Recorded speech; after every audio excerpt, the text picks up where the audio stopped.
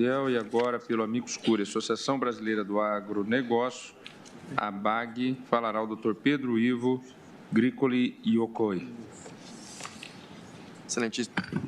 Excelentíssimo senhor presidente, ministro Dias Toffoli, excelentíssimo senhor relator, ministro Roberto Barroso, ministras, demais ministros, agradeço a oportunidade de me manifestar como amicus curiae nesse processo e vou ultrapassar pontos já abordados pelos recorrentes.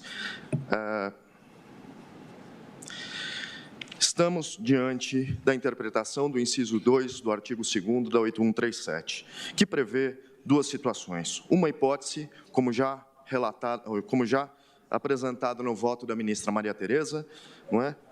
A hipótese de descontado, onde há uma retenção.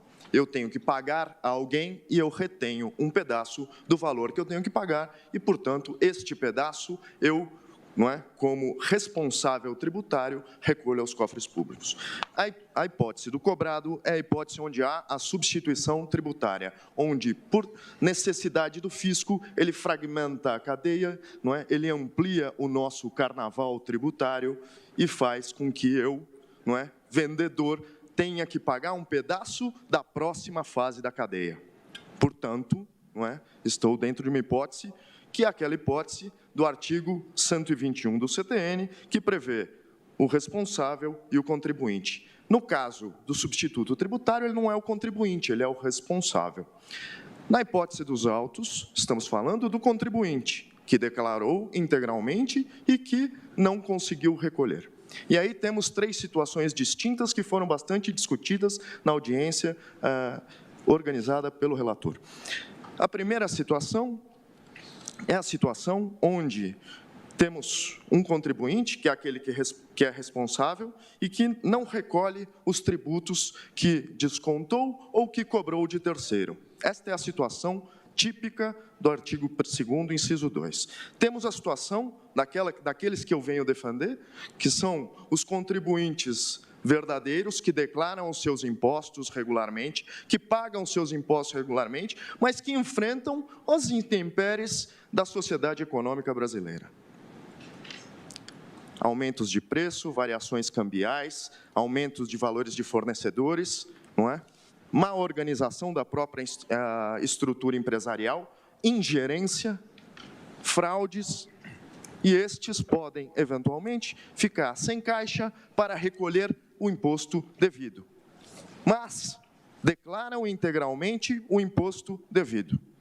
E uma terceira situação, que é a que tenta trazer o Ministério Público, não é? Apontando problemas existentes no nosso sistema de devedores que não são aqueles que declaram e não pagam, não são os bons empresários, são os maus empresários. São empresários que se utilizam de subterfúgios, são empresários que utilizam-se de laranjas, são empresários que criam estruturas empresariais para se esconder e deixar dívidas com o fisco. Assim, concordo, conseguem trabalhar com preços inferiores no mercado e agem de forma desleal. Mas, para esses, o nosso sistema tem outros mecanismos. Para este, o nosso sistema tem o artigo 1º, inciso 1, e, apesar de declarar o ICMS ou até o imposto de renda, com certeza aquele que não aparece na empresa, aquele que alaranjou a empresa, vai trazer esse dinheiro para o próprio caixa. E, quando o trouxer, tenho certeza, não pode pagar imposto de renda, porque não pode dizer de onde veio a renda. E para esse eu tenho o artigo 1º, inciso 1. Mais do que isso, para esse eu tenho associação criminosa, se ele tiver comparsas. Para este eu tenho o crime de lavagem de dinheiro, que com a modificação da 12.683 também comporta como crime antecedente o crime de sonegação fiscal. Portanto, excelências, temos aqui que preservar os bons empresários. Queria eu, e tenho certeza que vossas excelências também, que o nosso sistema tivesse o IVA, que cada um pagasse o imposto apenas sobre a sua cadeia, a sua fase da cadeia. Infelizmente, nós vivemos no carnaval tributário. E no carnaval tributário temos dificuldades de compensar. ICMS próprio com ICMS por substituição tributária.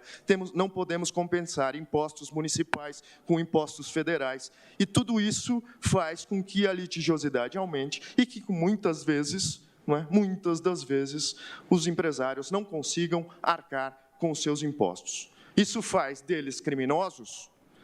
Esta mesma regra será aplicada ao imposto de renda ou aos demais tributos? A repercussão é essa. Para o agronegócio, tenho certeza que também para a indústria e para o comércio vai ser devastador um efeito desta forma. Agradeço Vossa Excelência mais uma vez pela oportunidade. Eram essas minhas considerações. Agradeço ao doutor Pedro Ivo e agora pelos amicicuri.